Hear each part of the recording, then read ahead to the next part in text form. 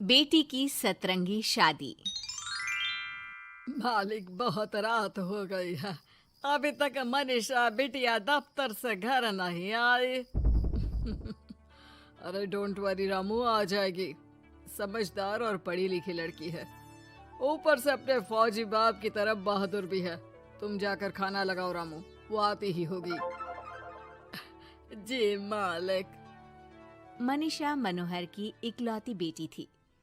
मनीषा की माँ का उसके बचपन में ही स्वर्गवास होने और मनोहर के फौजी होने के कारण मनोहर ने अपनी बेटी को बिल्कुल लड़कों के जैसा ही पाला था।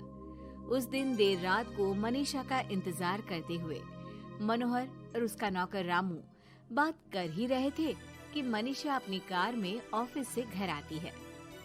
अरे रामू काका, बड़ी भूख लग रही है, जल्दी से खाना लगा दो। और कल मेरे कुछ खास क्लाइंट्स घर पर लंच के लिए भी आ रहे हैं, तो कुछ अच्छा सा बना देना। और बताओ मनीषा बेटा, ऑफिस का काम कैसा चल रहा है? एकदम जबरदस्त चल रहा है पापा। इनफैक्ट कल की प्रेजेंटेशन में तो मैंने 2 करोड़ की डील फाइनल कर दी और अगले हफ्ते हमारी कंपनी नया प्रोडक्ट लॉन्च करने वाली है। पता है पापा, मुझे इसका हेड बनाया जा रहा है। अरे वो ये हुई ना मेरी शेर बेटे वाली बात। वेरी गुड बेटा।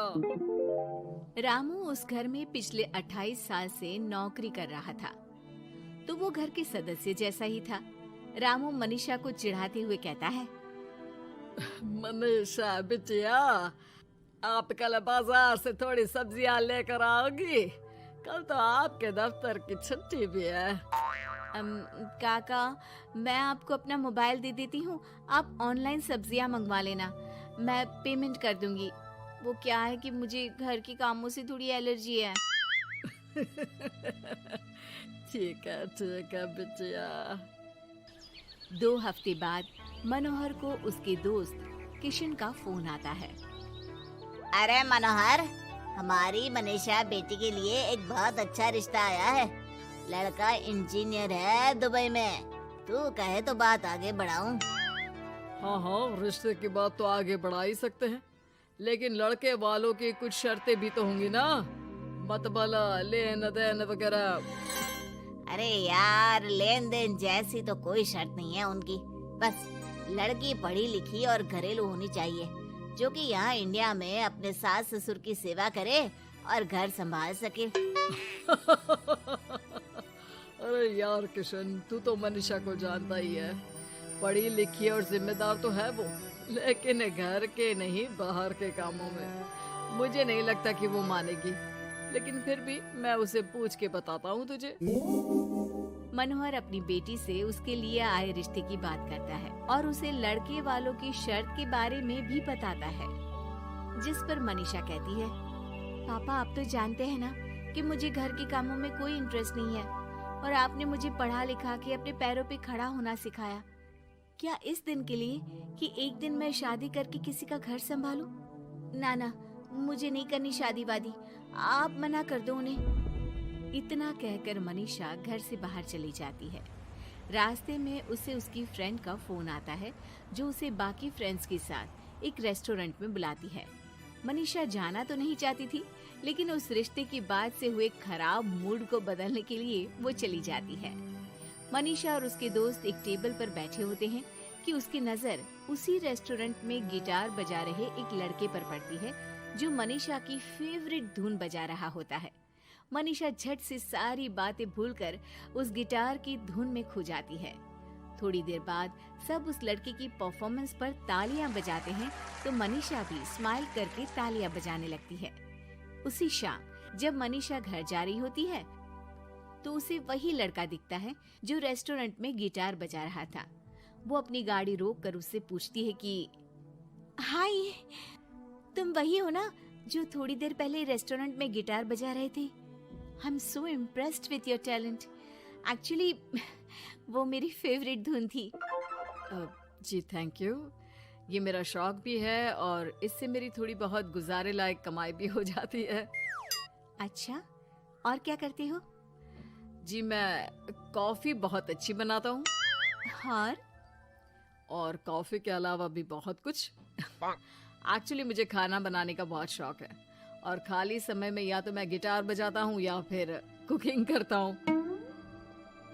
इसी तरह बहुत देर तक बातें करते करते दोनों एक दूसरे को अपना नंबर देते हैं और फिर धीरे धीरे पहले उनके बीच गहरी दोस्ती और फिर प्यार हो जाता है।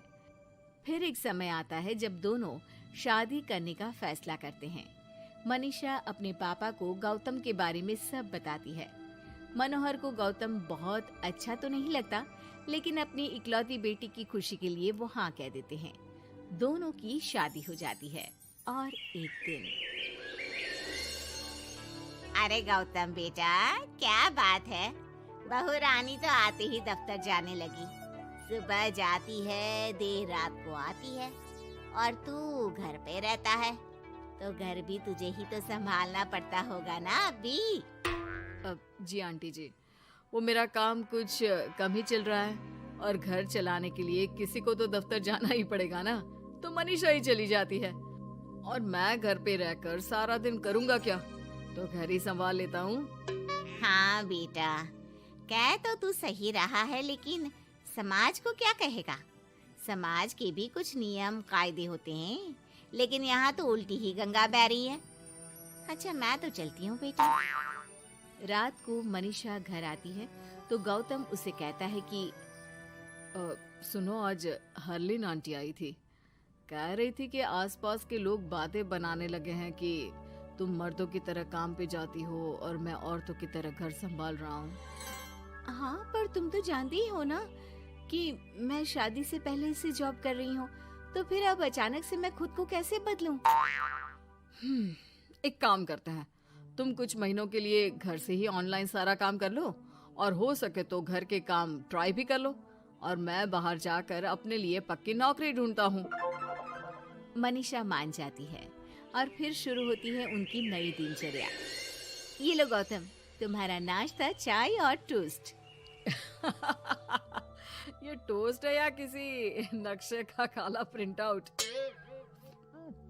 अरे मेरी माँ चाय में चीनी डालते हैं, नमक नहीं। ठीक है, मैं क्या करूं? चीनी और नमक एक जैसे ही तो दिखते हैं ना। तुम्हें खाना है तो खाओ, वरना ऐसे ही जाओ। अच्छा, तो तुम्हारी क्वालिफिकेशंस क्या है? क्या काम आता है तुम्हें? जी, मैंने वैसे तो बीकॉम किया है, लेकिन काम का कोई एक्सपीरियंस नहीं है। एक्चुअली मेरे पेरेंट्स ने ज़बरदस्ती मुझे ये डिग्री करवा दी थी। मुझे तो गिटार बजाना ही पसंद है सर। ठीक है मिस्टर गौतम, जब हमारी कंपनी को किसी गिटार परफॉर्मेंस की ज़रूरत होगी तब आपको बुला लिया जाएगा। फिलहाल के लिए आप जा सकते हैं। जॉब ना मिलने के दुख में मुख लटकाए गौतम घर आता है तो देखता है कि अरे ये क्या मनीषा, सारा घर बिखरा पड़ा है और ये किचन की ये हाल। अरे सब ठीक तो है ना?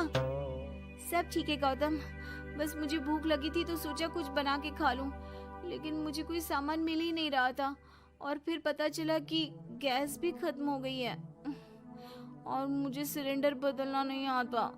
अच्छा, क्यों ना हम बाहर से ही खाना मंगवा ले? हाँ, अच्छा ये तो बताओ, तुम इतने उदास क्यों लग रहे हो? अरे क्या बताऊं, मुझे नौकरी नहीं मिली, लगता भी नहीं कि मिलेगी कभी। दोनों उदास होकर एक दूसरे की तरफ देखते हैं, फिर थोड़ी देर बाद हंस पड़ते हैं। मुझे लगता है हमें वही काम करना चाहिए जो हमें अच्छे से आता है। कल से मैं ही ऑफिस जाया करूंगी। और मैं हमारा ये प्यारा सा घर संभालूंगा।